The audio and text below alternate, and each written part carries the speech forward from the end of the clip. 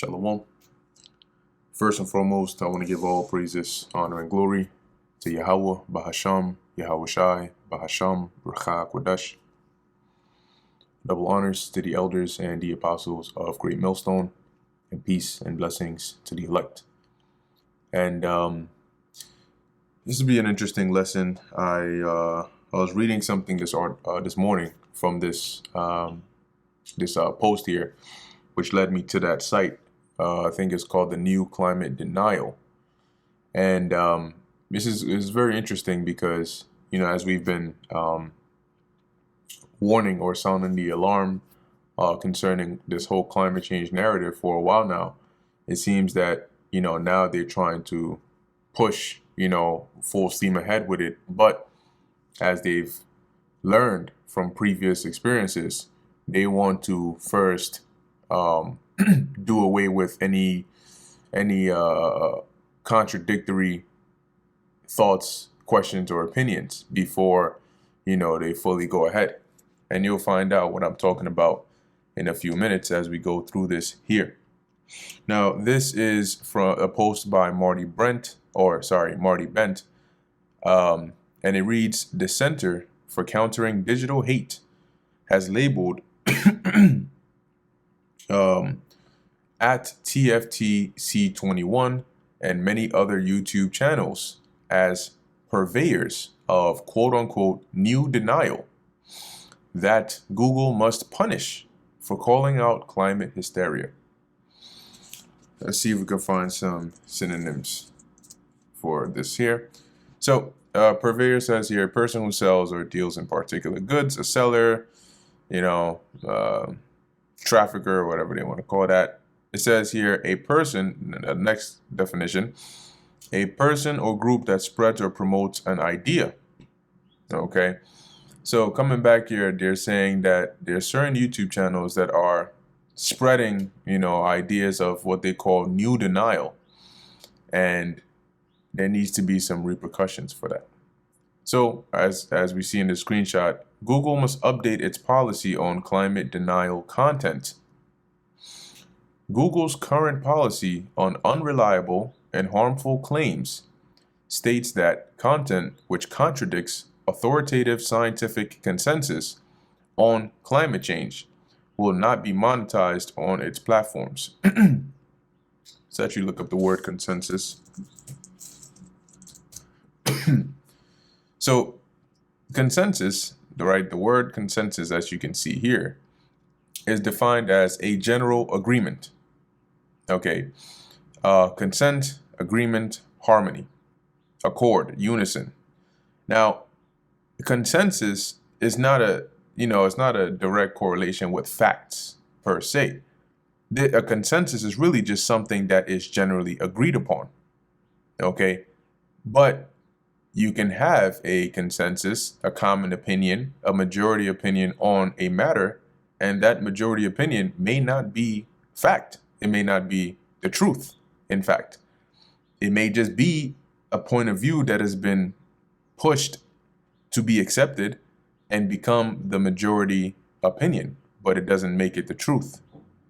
So, interestingly enough, what they're saying here is that if the content contradicts authoritative scientific consensus, meaning what the scientific authority has commonly agreed upon relating to climate change, if your content is contradicting that, so if you are in the minority or minority opinion, in the uncommon opinion, as it stands, your content can be monetized on Google's platforms. But they're saying that's not enough. They want more. And what they want is climate change is a complex, multifaceted problem, and scientific consensus is established through disagreement and inquiry. However, this report demonstrates a clear change in the substance of climate denial claims over the last 5 years, many of which contradict the well-established scientific consensus on climate change. To address this substantive change, Google must update its policy. So the current policy says we do not allow content that contradicts authoritative scientific consensus on climate change. The recommended policy, what they want them to make it now, is we do not allow content that contradicts the authoritative scientific consensus on the causes, impacts, and solutions to climate change. And you see how this is like one of them slick little things they throw in there, right? Because if it is commonly agreed upon by whoever is deemed to be the body, the body of the, authoritative scientific body, whatever, right? If they agree commonly that the cause of climate change is you eating too much of a particular thing, or you breathing too much, or you leaving a carbon footprint that's not, good for the overall ecosystem, or whatever it is, then guess what? You cannot post content that says, hey, but they're saying this, but really, if you think about it this way, if whatever you say is not in agreement with what they're saying is the cause, then it's not allowed. Impacts. So they're saying climate change, these are the impacts that it's having. If you say, wait, but that doesn't make up, nope, that's not allowed. Solutions. Well, in order to solve this problem of climate change, all right, which basically the cause is what we say it is, the problem is whatever we make it, and the solution is whatever we present. It's pretty much what they're saying here. And if you have a problem with the fact that we're trying to now, implement carbon taxation and, control what you can and cannot eat because we believe this is a agreed upon solution to climate change, then guess what? Your content is not allowed. But just a couple of years ago, like, this is what they're trying to adopt, right? That means that once upon a time, this wasn't the case, but this is an escalation to try and make this the case, right? So who's to say that it stops here? Who's to say that it stops at just saying your content is not allowed on our platforms? Who's to say that it doesn't go further and say, well, that's actually so harmful that not only are we not going to allow it on our platforms, but we are going to, implement different forms of punishment, for people that are guilty of this, that are contradicting the authoritative scientific consensus. Maybe we might do some fines or some jail times. Who knows, right? Anyway, so it says, without updating and enforcing this policy, the purveyors of the new denial, as they're calling it, and the platforms which host them will continue to facilitate and profit from climate denialism outside the narrow parameters of Google's current policy. So they're saying, look, these people that are spreading information of the new denial, denying whatever we're saying this is, that's a problem. And if you don't enforce this policy, then you're allowing them, as well as whoever is hosting them on their platforms, to to create this problem. And we can't have that. So do you think if Google was to adopt this, do you think it would stop at just Google? Because it's like a web, right? Google is not standalone. A lot of different platforms are integrated with Google services in some way, shape, or form, whether it's on the front end where you can see it, or it's in behind the scenes where they're using some of Google's services. So you may say, well, Google's adopted it, but maybe, I can go to some, whatever, I don't know, I'll go to YouTube, Rumble, Odyssey, whatever, maybe some other platform. But you know how there are certain websites that you go to and they'll tell you oh, you can either create an account on our website or you can sign in with your Google account. What they're doing is they're using Google's OAuth or authentication method to verify you, credentials, authentication and authorization. And they're using Google's services for that.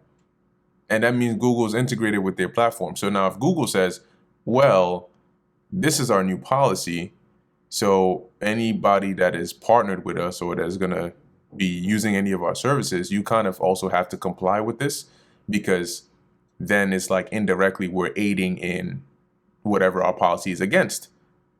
Ah, damn. Now, all of a sudden, shit, it's not just Google anymore, is it? Anyway, so this is the tweet, right? So I went and looked up the new denial. And what I found here is a website called counterhate.com. And it's called CCDH, Center for Countering Digital Hate. So I'm sure if you've been paying attention to how things are going, you can sort of start to see, how far things are really going with this, right? So you have here the new climate denial, how social media platforms and content producers profit by spreading new forms of climate denial. 2023 was the hottest year on record ever. Billions of people across the world experienced extreme heat, droughts, wildfires, and major floods. Climate deniers can no longer pretend climate change isn't happening, so they've changed their strategy. CCDH's groundbreaking AI-powered research shows that new climate denial narratives that claim to undermine the climate movement, science, and solutions now constitute 70% of climate denial content on YouTube in 2023. And this is not just about climate denial or climate change. It's the way things are set up. It's always about setting a precedent. Setting a precedent allows room for many other things that you may think, damn, how does that even relate to this? Well, if they can say, well, we need to police or combat digital hate, and we need to go after these social media platforms, and we need to make sure that they are, let's say we start with monitoring and like taking off these handlers and channels that allow for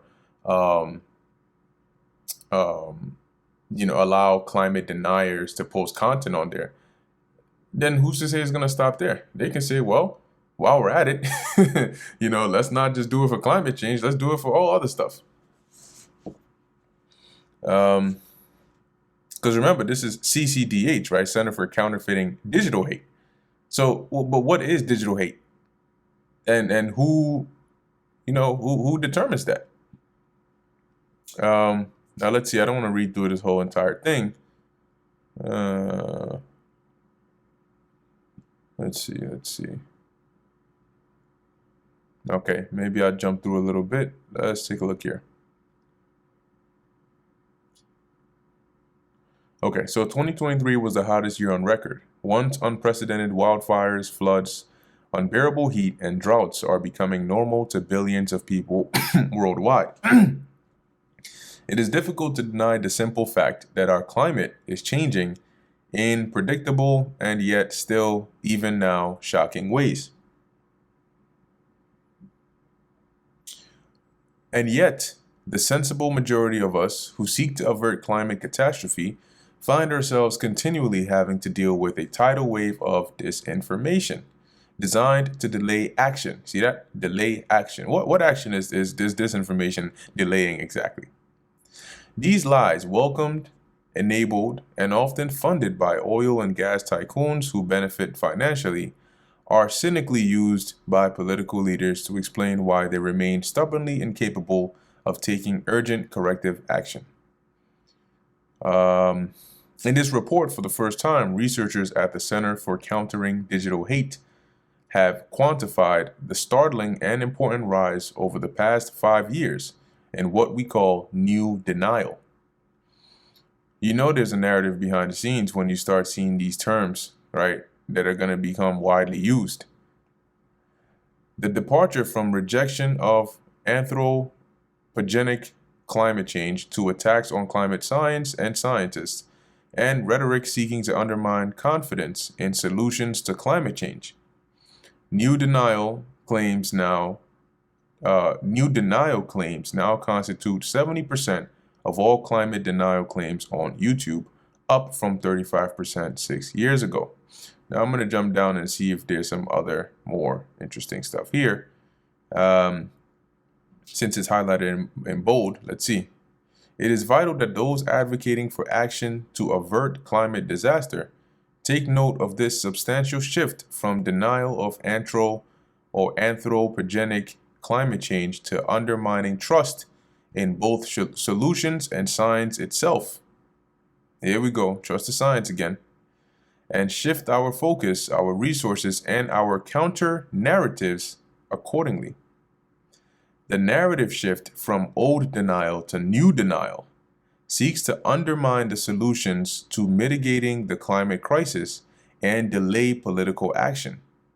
A failure to shift our strategies would be enormously damaging. What are they saying here? We want to take action. We want legislations. We want rules on the book. We want to be able to take action so that we can, enforce our solutions that can mitigate this climate crisis that we're facing. But because of the hesitancy of people, because of the new denial and this disinformation about what we're telling you, we can't do that. Our actions are delayed.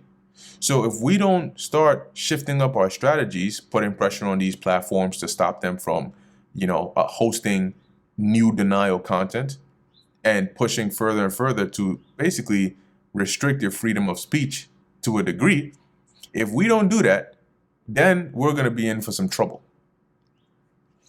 So it says this report is a call to action to the climate change advocates, the funders, the politicians doing the hard work to green our economic models and incentives, to ensure their work effectively counters what our opponents are doing now, not 6 years ago.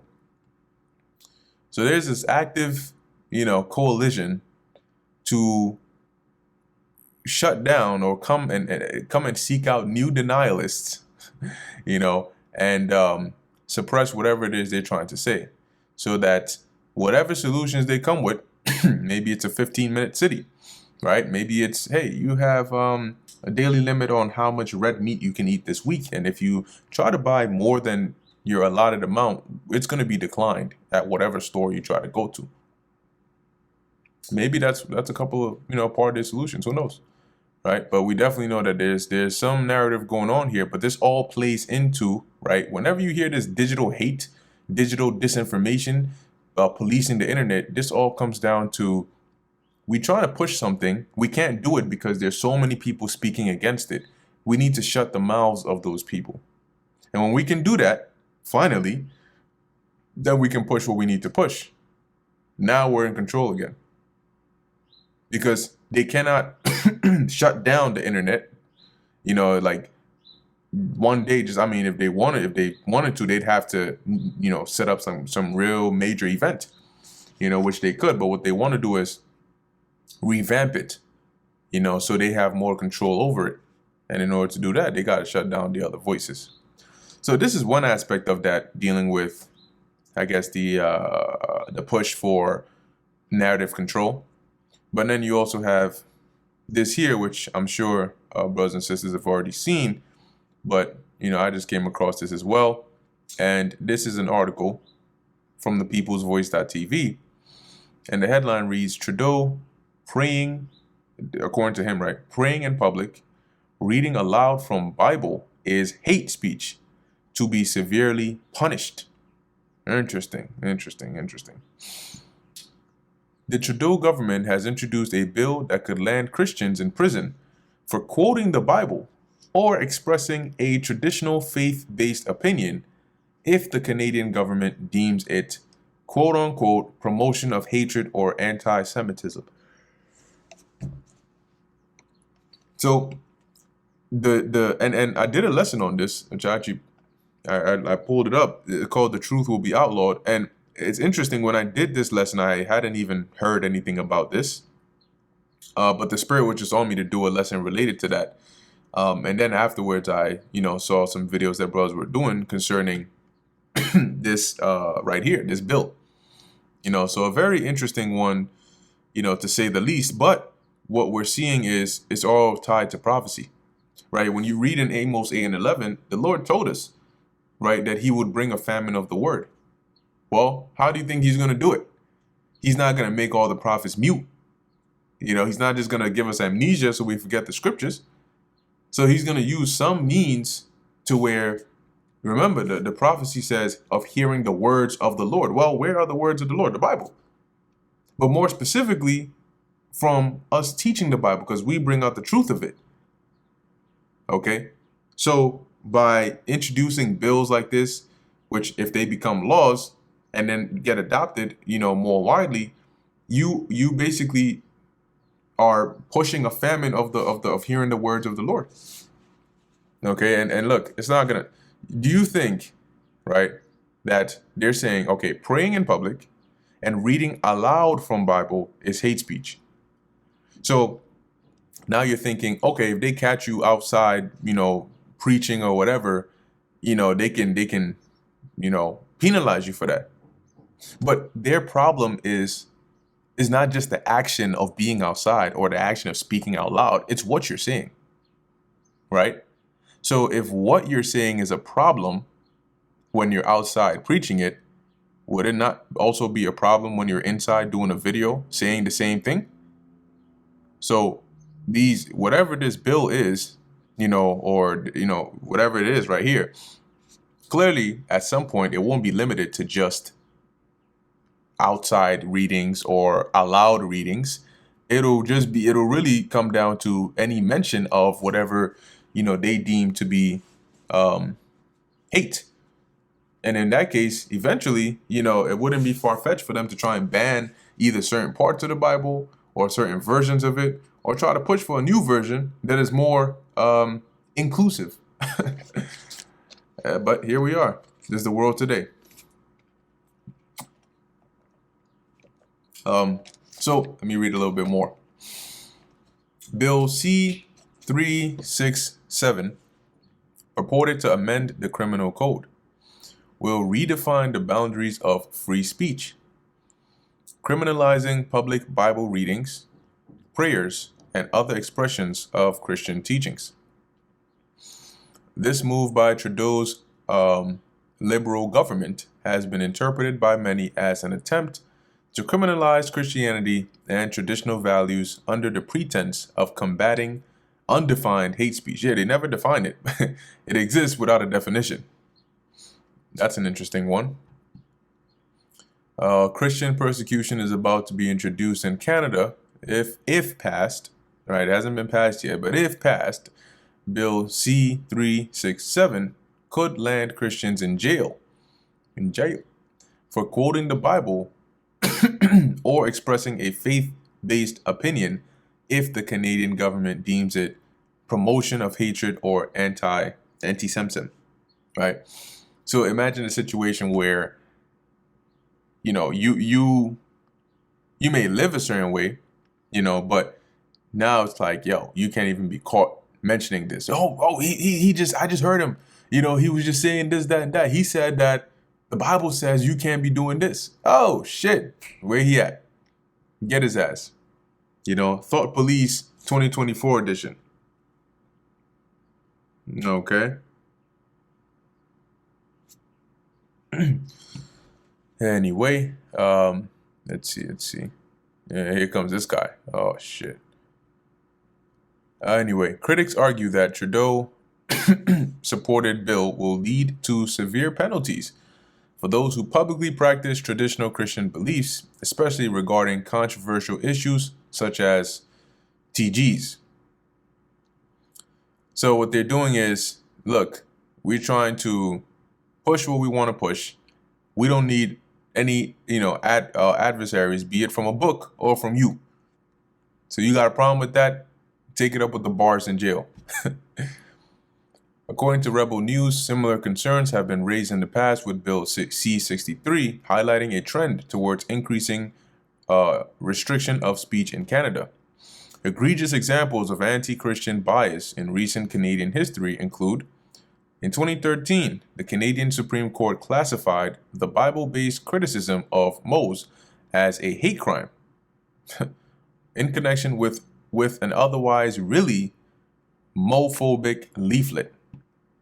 In 2017, a law was passed in Ontario allowing children to be separated from their families if parents refuse to accept and encourage their child's rights related to their chosen alphabet identity. What about the parents' rights? In 2021, a divorced dad, Robert Hoogland, was imprisoned after calling his biologically female minor child his daughter, despite a court order.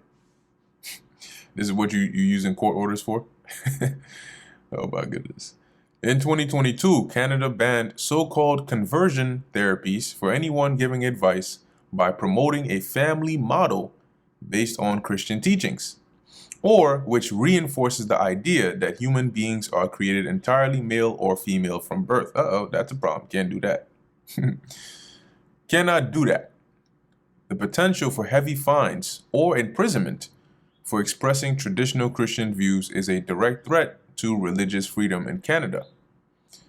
The Trudeau government's moves have raised alarm bells about the broader societal and legal implications of such legislative changes, potentially setting a precedent for other jurisdictions. And that's what it is, right?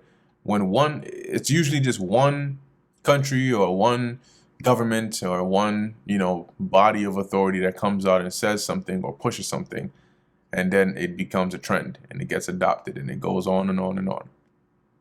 But anyway, all of this is going to lead to, as we've been prophesying, the famine of the word. And that's okay, because that's a part of prophecy. The time has to come where we're not going to be speaking anymore. We're not going to be doing these lessons. We're not going to be breaking things down, explaining things to you anymore. You're going to be on your own. And you're either going to have it or you're not. And at that point is going to be when you need it most.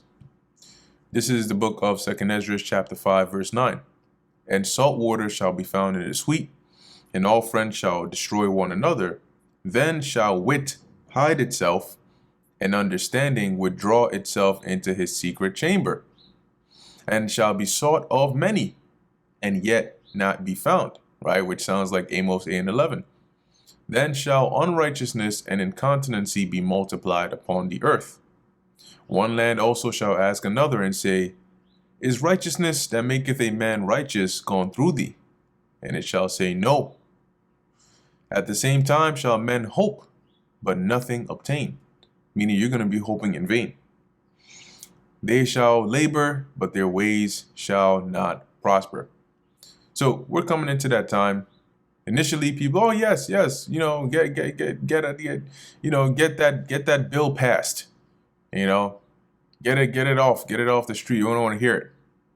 But once it's gone, and then these biblically calamities of biblical proportions start taking place, then you're gonna have questions, right? Then you're gonna start hearing the atheists with, oh my God, what you mean? Which one? The one that you pushed didn't exist for how many years?